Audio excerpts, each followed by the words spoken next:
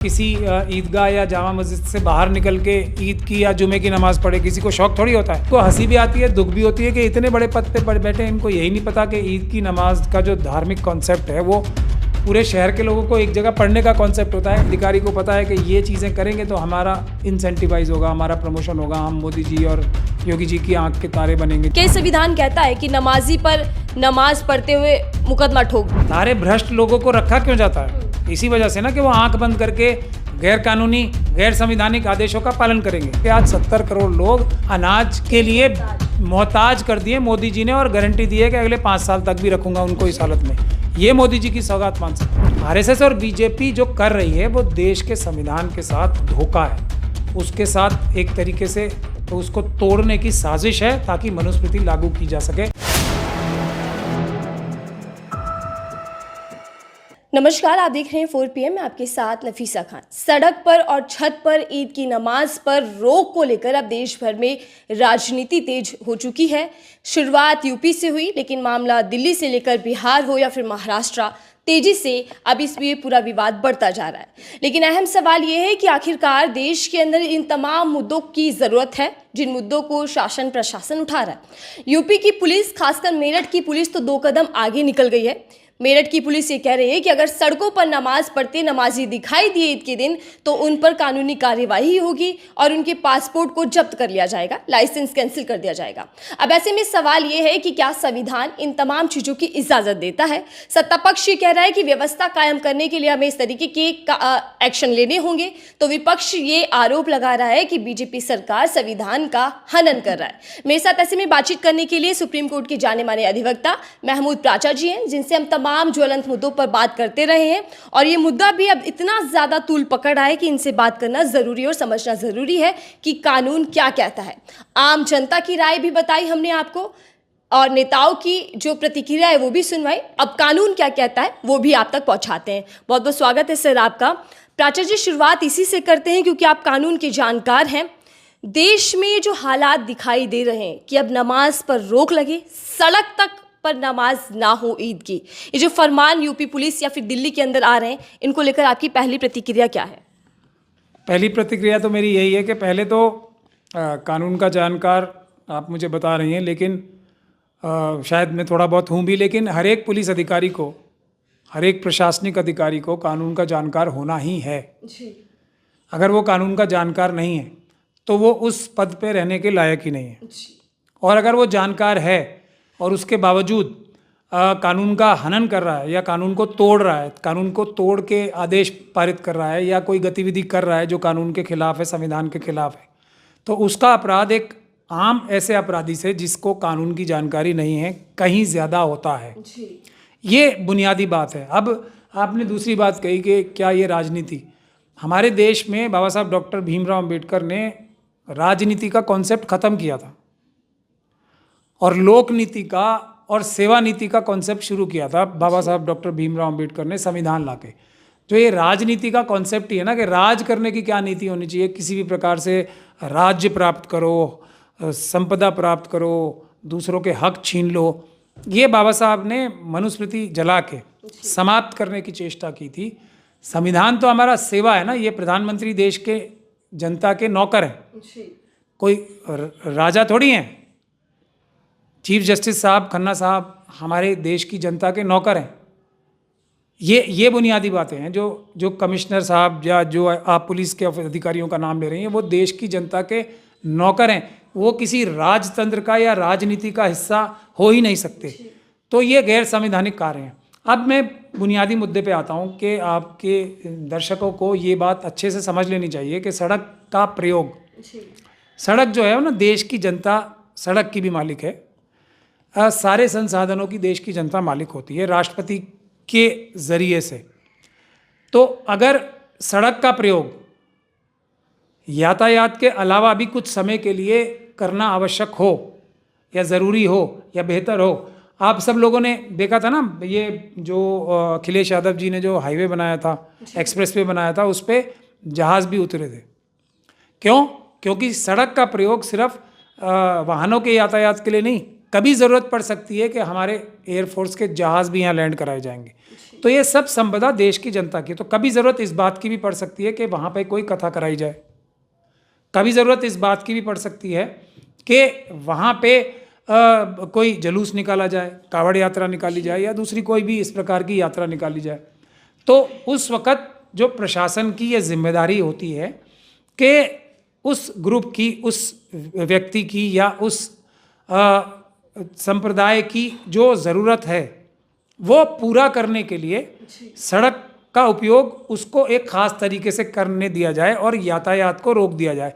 हमारे प्रधानमंत्री जी हैं, परम आदरणीय जी जो प्रतिवंदनीय हैं, मोदी जी ईवीएम के जो प्रधानमंत्री हैं, और योगी जी जो हैं जो ईवीएम के सीएम हैं, वो जब उनकी वो निकलती है, मतलब उनका जो काफिला निकलता मूवमेंट निकलता है, तो सारा यातायात रोक दिया जाता ना, घंटों घंटों के लिए रोक दिया जाता है मेरे ख्याल से। तो वो क्या है, और नमाज, जहाँ तक नमाज का सवाल है उसका तो ये है कि बहुत सारे लोग तो नमाज देखने भी आते हैं, और बहुत सारे लोग अभी तो कोई अगर आरएसएस और बीजेपी का ट्रेंड काडर का ही नहीं होगा, जो आतंकवादी ट्रेनिंग मिलती है उनके सभी संगठनों द्वारा, आरएसएस द्वारा, बजरंग दल, विश्व हिंदू परिषद जैसे नेता जो उनके संगठन हैं उनके द्वारा, उनके अलावा तो लोग देखने आते हैं नमाज दूसरे धर्मों के भी, और खुद ही अपनी गाड़ियां जो है स्वयं ही देर से ही उस दिन निकालते हैं, क्योंकि और नमाज तो 10 मिनट के लिए होती है सिर्फ, मैक्सिमम कुछ ही मिनट की होती है,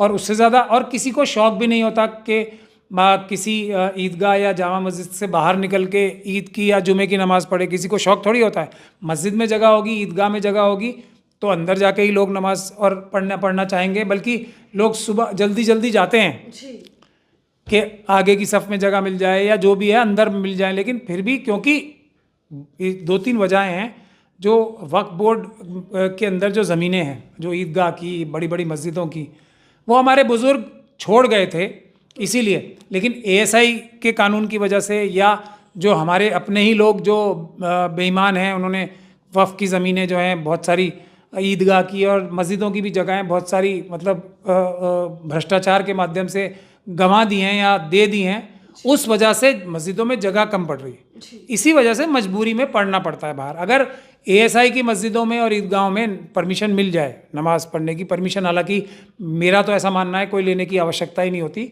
परमिशन होनी ही है, वहाँ पे होती ही है, तो वो तो ज़बरदस्ती गैरकानूनी तौर से रोका जाता है, तो फिर ज़रूरत नहीं पड़ेगी सड़कों पे आने की लोगों को, क्योंकि हर व्यक्ति अंदर ही पढ़ना चाहेगा। दूसरा, पुलिस और प्रशासन को ये परमिशन देनी चाहिए, बल्कि उसको इंश्योर भी करना चाहिए कि कुछ मिनटों के लिए नमाज पढ़ने के लिए वो जगह सुरक्षित की जाए। एक बात। दूसरी एक और बात है कि जो हमारे अधिकारी हैं, और योगी जी को और मोदी जी को तो इसी प्रकार के लोग पसंद आते हैं, जैसे अडानी जी को बिजनेसमैन बना दिया, जय शाह जी को क्रिकेट का बॉस बना दिया। अब दोनों को ही ना बिजनेस का बी पता है इनको, ना इनको क्रिकेट का सी पता है, लेकिन मोदी जी और अमित शाह जी को ये सब लोग पसंद हैं, क्योंकि उन्हीं के लेवल के हैं। डिग्रियाँ पूछी जाएंगी तो कोई अडानी साहब मोदी जी को जाके अपनी हार्वर्ड की असली डिग्री ना दिखा पाए तो मोदी जी को थोड़ा बुरा लगता है कि कोई भी व्यक्ति उनसे ज़्यादा, तो ऐसे ही लोग पसंद आते हैं। तो ये अधिकारी भी जो है ना, जो पता नहीं पेपर लीक भी होते हैं, यूपी में तो बहुत ज़्यादा होते हैं, पेपर लीक के माध्यम से या जिस भी माध्यम से उनकी गतिविधियों से ये बात साबित होती है कि उनको ज्ञान नहीं है किसी चीज़ का, ना संविधान का, ना कानून का, ना उनकी जिम्मेदारियों का, ना उस शपथ का जो संविधान की लेते हैं। तो योगी जी को ऐसे बहुत सारे लोग बहुत ज़्यादा पसंद हैं, उनकी आँख के तारे हैं वो सब। तो ऐसे लोगों को ऐसी बातें करते देख के देश के सभी कानूनी जानकारों को बहुत दुख होता है कि वो ये कहें कि ईद की नमाज जो है वो आप किसी भी छोटी मस्जिद में पढ़ लो। ये आप जो भी कानून के जानकार हैं, जो नॉलेजेबल लोग हैं, उनको हंसी भी आती है, दुख भी होती है कि इतने बड़े पद पे बैठे हैं, इनको यही नहीं पता कि ईद की नमाज का जो धार्मिक कॉन्सेप्ट है वो पूरे शहर के लोगों को एक जगह पढ़ने का कॉन्सेप्ट होता है। ईद की नमाज हर जगह नहीं हो सकती, बड़ी बड़ी जगहों पे होनी। अब क्या बोलें, इनको बेवकूफ़ भी बोलने में शर्म आती है हमें, क्योंकि पद पे बैठे हैं इसलिए। तो ये बुनियादी बातें हैं, लेकिन ये आरएसएस और बीजेपी एक साजिश के तहत देश में अफरा तफरी फैलाने के लिए चाइना और पाकिस्तान से मिलकर देश के टुकड़े करने के लिए काम कर रहे हैं, और अपने गंदे घिनौने कारनामे जो है ना, इन्होंने जो पूरा देश लूट लिया, उनसे ध्यान भटकाने के लिए डेली कोई ना कोई एक ऐसा बात होती है, कभी औरंगज़ेब, कभी नमाज, कभी दाढ़ी, कभी मूछ, कभी खाना, कभी नाम, कभी बोर्ड, सब कुछ होता है। सर, मैं राजनीति वाले तर्क पर आऊंगी, लेकिन उससे पहले हम शासन पर आते हैं, प्रशासन पर आते हैं। सर, मैं थोड़ा सा आंकड़ा या फिर ध्यान इस और लाना चाहती हूँ कि टाइमिंग को लेकर नमाज 10 से 20 मिनट में हो जाती है। अगर जागरण हो रहा होता है तो 4 से 5 घंटे में होता है। वीवीआईपी मूवमेंट जो होता है वो 40 से 50 मिनट में होता है। और इसी के साथ साथ कांवड़ यात्रा जो महीनों तक चल जाती है। इन तमाम चीज़ों पर किसी तरीके की रुकावट नहीं आती। प्रशासन इस चिंता में नहीं होता कि व्यवस्थाएं खराब होंगी। तो फिर ईद की नमाज को लेकर ही सवाल क्यों? क्या इसमें राजनीति छुपी है? और राजनीति के साथ साथ शासन प्रशासन को पूरी कैबिनेट का सहयोग मिला हुआ है, केंद्र का भी यहाँ तक। कैबिनेट तो आप फिर एक वही बाबा साहब के संविधान पे आ गई। अभी कोई कैबिनेट में कुछ नहीं है। अमित शाह जी, मोदी जी, बस फिनिश। यहाँ योगी जी, उसके अलावा कोई कुछ नहीं है, ऐसा इंप्रेशन लोगों को जाता है। जो चूं भी करने की स्थिति में आता है ना, वो बाहर होता है। लंबे इतिहास हैं इसके। हिरेन पांड्या साहब, संजय जोशी साहब, जो अडवाणी जी, मुरली मनोहर जोशी जी, उमा भारती जी, मैं एग्जाम्पल देता रहूँगा तो शाम हो जाएगी। कोई भी चू नहीं करेगा, बस हाथ जोड़ के चरणों की ओर देखेगा, मोदी जी और अमित शाह जी की ओर। तो कैबिनेट का तो कॉन्सेप्ट ही खत्म हो चुका है आज की दौर में। यहाँ तो जजेस का कॉन्सेप्ट खत्म करने के लिए पूरी ताकत लगाई जा रही है। एक छोटी सी, जो छोटी तो नहीं कहूँगा, एक बड़ी जो घटना हो गई है उसको, उसकी वजह से। मगर उससे पूरे देश के सारे जजेस तो बेईमान नहीं हो गए ना, लेकिन उसका आपदा में अवसर तलाशने के लिए मोदी जी घात लगा के बैठे रहते हैं, अमित शाह जी घात लगा के बैठे रहते हैं। तो अब ये जो बातें आप कर रही हैं, ये तो जानबूझ के ये लोग कर रहे हैं ना। कोई स्वयं तो कोई कुछ कर नहीं रहा है, किसी अधिकारी को तो है नहीं। अधिकारी को पता है कि ये चीज़ें करेंगे तो हमारा इंसेंटिवाइज होगा, हमारा प्रमोशन होगा, हम मोदी जी और योगी जी की आंख के तारे बनेंगे। जितना गंदे गिनौने काम करेंगे उतने उनके आंख के तारे बनेंगे। तो ये इनडायरेक्टली एक इशारे किए जाते हैं कि ये करो तो ये होगा, और डायरेक्टली भी किए जाते होंगे। डायरेक्टली का तो कोई सबूत जब आएगा तो हम बोलेंगे। लेकिन आप जो ये कह रही हैं कि सिर्फ मुसलमानों के साथ होता है, ये मैं थोड़ा इससे डिफरेंस रखता हूँ। आप मुझे ये बताइए, मूंछ रखने पे शेड्यूल कास्ट कम्युनिटी को उनका चेहरा, उनकी इच्छा, उनकी मर्जी पीटा जाता है। मोटरसाइकिल पे चलने पे पीटा जाता है। उनकी मोटरसाइकिल, उनका पैसा, साइकिल पे, घोड़ी, शादी उनकी, घोड़ी उनकी, अच्छे वो दूसरे लोगों से ज़्यादा लगते हैं उस पर घोड़ी पे बैठ के, फिर भी परेशानी, पेट में दर्द यहाँ होती है ना।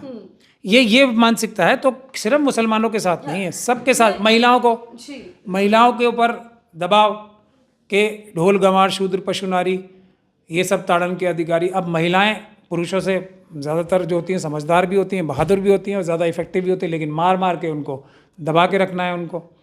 तो ये सब जो चीज़ें हैं, ये अब महिलाओं के लिए दहेज के कानून का क्या अदालतों द्वारा भी विभिन्न, क्या एकदम से मतलब बिल्कुल डिस्ट्रॉय कर दिया गया उसे, और महिलाओं को ही दोषी सा बना दिया गया ना। आपको सबसे बड़ा एग्जाम्पल, चलिए मैं महिलाओं का ही दे देता हूँ। आप सारी महिलाएं जो हैं वो पुरुषों को, अपने पतियों को लूटने के लिए दिन रात जुटी हुई हैं, ऐसा इंप्रेशन बना दिया गया है ना। गलत इंप्रेशन ये। लेकिन सर, सवाल ये है ना कि अगर नेता राजनीति करें तो समझ में आता है, लेकिन अधिकारी एक चेतावनी दे रहे हैं कि अगर नमाज पढ़ते पकड़े गए तो फिर आप पर मुकदमा दर्ज होगा। क्या संविधान कहता है कि नमाजी पर नमाज पढ़ते हुए मुकदमा ठोक दो? संविधान तो ये कहता है जो ये अधिकारी अपराध कर रहे हैं, ये कहना ही अपराध है, ये आदेश पारित करना ही अपराध होगा, तो उसके खिलाफ एफआईआर दर्ज होनी चाहिए, उसके खिलाफ कानूनी कार्रवाई होनी चाहिए। उनके खिलाफ नहीं जो अपना एक तरीके से एक आवश्यक धार्मिक कार्य भी कर रहे हैं, और एक तरह से मजबूरी में वो थोड़ी देर के लिए सार्वजनिक जगह का प्रयोग भी कर रहे हैं। तो उनको मदद करनी चाहिए प्रशासन को। जो लोग मदद नहीं कर रहे, वो मेरी नज़र में तो कहीं ना कहीं किसी ना किसी लेवल पे अपराध ही कर रहे हैं। बिल्कुल। और हमने देखा है कि बीते कुछ सालों पहले तक प्रशासन शासन खुद खड़े होकर नमाज अदा भी करवाता था। वो तो डिफरेंस खत्म ही हो गया ना। अब भारत के संविधान का सिस्टम तो खत्म हो गया ना। प्रशासन अपनी डिसीजन लेने वाला नहीं होगा। सारे भ्रष्ट लोगों को रखा क्यों जाता है? इसी वजह से ना कि वो आंख बंद करके गैर कानूनी, गैर संवैधानिक आदेशों का पालन करेंगे। तो वो डिफरेंस तो अब खत्म हो चुका है ना। इंडिपेंडेंस ऑफ जो एग्जीक्यूटिव था वो आप भूल जाइए। राजशाही आ चुका है। नहीं, ये आरएसएस शाही लाने की चेष्टा की जा रही है। भारत का संविधान खत्म करके मनुस्मृति को लागू कराने की चेष्टा हो रही है, ऐसी बात है। लेकिन अम्बेडकरवादी जो हैं वो ऐसा होने नहीं देंगे। सर, बिहार के एक बीजेपी मंत्री हैं, वो कह रहे हैं कि अगर सड़क पर आप नमाज पढ़ते हैं, कहते हैं कि मस्जिदों में जगह नहीं है, तो कब्रिस्तान में जाकर पढ़ लीजिए, क्योंकि कब्रिस्तान की जो जगह है वो आपने घेर रखी है। देखिए, अब वही बात कह रहा हूँ ना मैं आपको, जो जितना इस प्रकार की गैर संवैधानिक गैर कानूनी बातें करेगा उसको उतना ज़्यादा प्रमोशन मिलेगा। यही तो है ना यहाँ पे।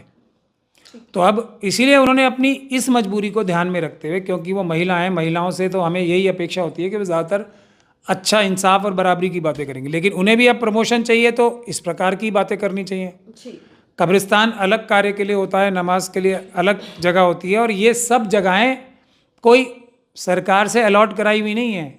ये सब मुस्लिम समाज के लोगों ने अपनी जेब से पैसे दे के, आज भी ऐसा करते हैं, बहुत सारे लोग आज भी पैसे से मस्जिदें बनवाते हैं अपनी और ईदगाहें बनवाते हैं, और पहले ज़माने से ये होता चला आ रहा है। तो ये कोई आवंटित ज़मीनें नहीं हैं।